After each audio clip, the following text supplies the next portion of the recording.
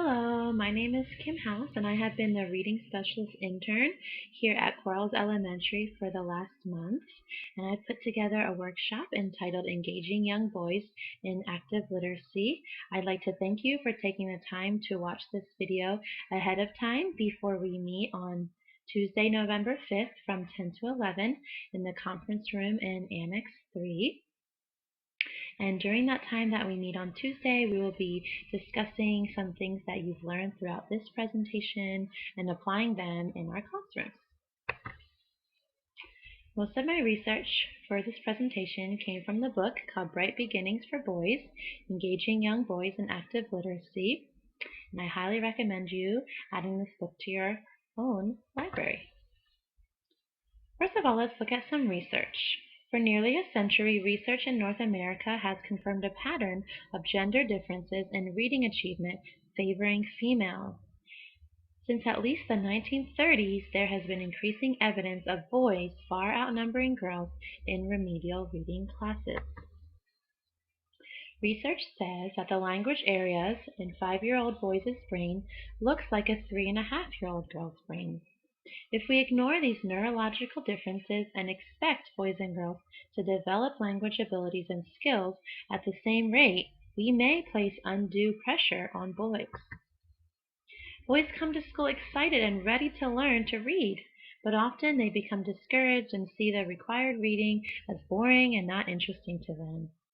Understanding boys is the key to making the literacy experience better for boys.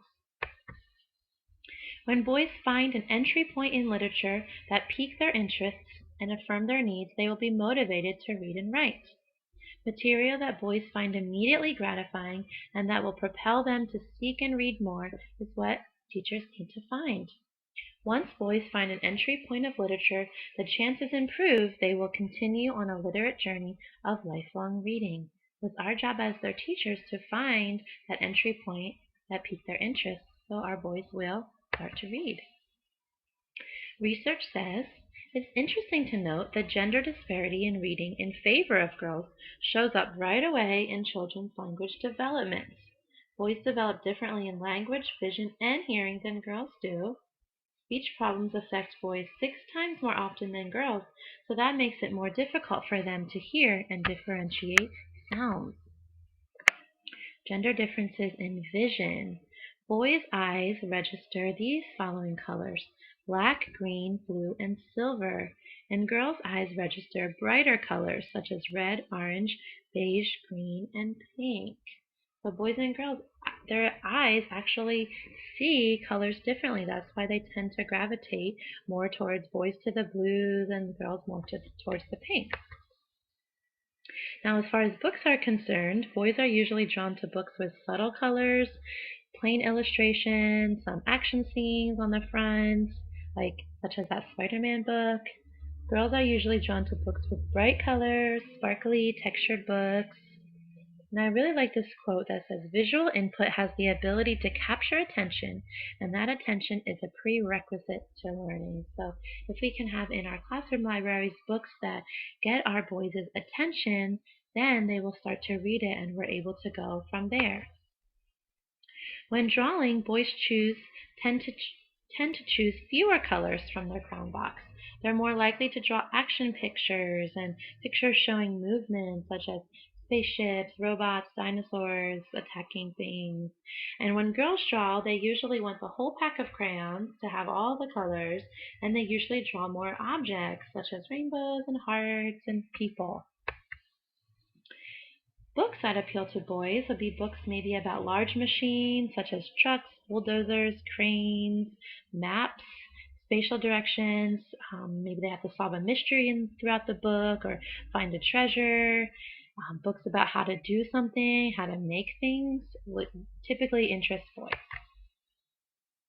In addition to vision, boys and girls also hear differently. Boys are more attuned to low, loud sounds. They're better at noting where sounds are coming from, and it takes them a fraction of a second longer to hear sounds than girls. Girls are more attuned to high-pitched, soft sounds. They hear better from boys from their birth, and their hearing continues to grow more acute even as they grow.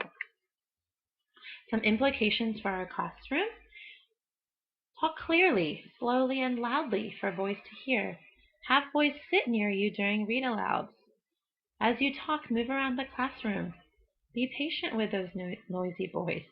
Teach them how to use those quieter voices at times. Give boys a little extra time after you ask a question so they can process, get ideas together, and then form a verbal response back. They need a little extra time.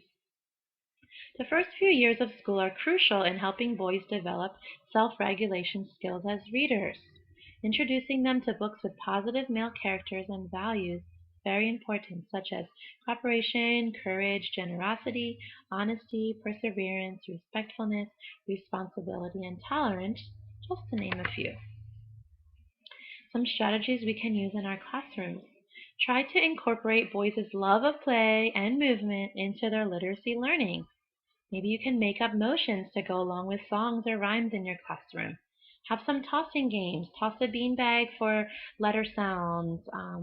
Toss a beach ball back and forth for different literacy games. Have some board and card games. Do some readers' theater. Boys' natural propensity for competition and challenge can and should be used to encourage their literacy development. Use books as starting points for phonemic awareness activities. Get as much books in your classroom as you can so boys can just get more into it and more interested in what you have to share and see those books, have them available. How do the boys in your classroom play? What types of games and imaginative adventures do they create?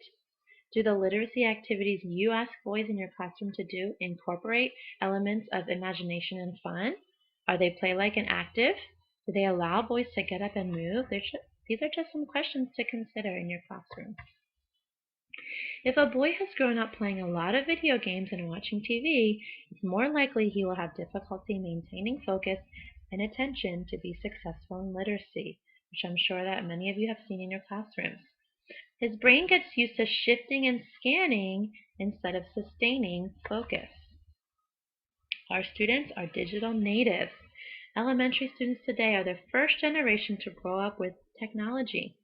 Today's first graders were born the same year the first iPhone came out, in 2007, so they have never lived in a world without touchscreens.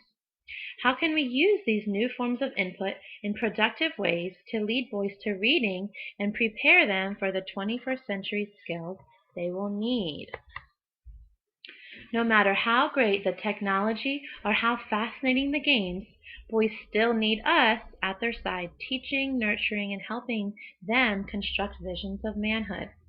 What do boys living in the 21st century need to become both readers and good men? A good question.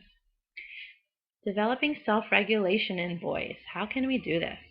Well, we can create an orderly, predictable environment, provide age-appropriate opportunities for allowing for choice and independence, and provide specific guidance, support, and scaffolding.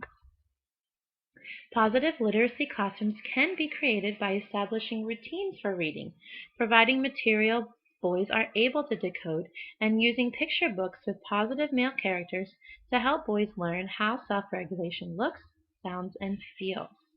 How would you characterize your classroom? Here's a great example of how to uncover how boys feel about reading and how they feel about themselves as readers, to have them complete a thought bubble picture and draw a face on themselves as they're reading a book and draw some thoughts that they have. This can give you a lot of insight into how boys actually feel about reading. Another great strategy is to do something called My Bag. And students put items into a bag that represent what they like to do outside of school and some activities they're interested in, and then share the items with their classmates. This allows everyone to get to know each other better, and it also helps teachers just learn about their students more and find out some potential links to reading and classroom activities. And you as a teacher can kind of demonstrate this first and model it, and then have your students do it too. After finding out what boys in your class are interested in, give a book talk. Talk up the books that you have in your classroom. Make books available and accessible. Boys mostly enjoy nonfiction. Plan time for selective silent reading. Have a boys' book club. Have community mentors come in and read to your children. Have some cross-age tutoring. What reading materials or strategies have you found successful in motivating boys to read? I'd love to hear some of your answers. Help boys find an early entry point into literacy. Immerse boys in print-rich environments and provide them with positive male role models in reading. The best time to lead boys to literacy is right now. So some more examples of how to support boys as readers, repeated again, is to have a variety of reading materials ready and accessible and have a balance between the fiction and nonfiction books in your class. Support browsing, perusing of books.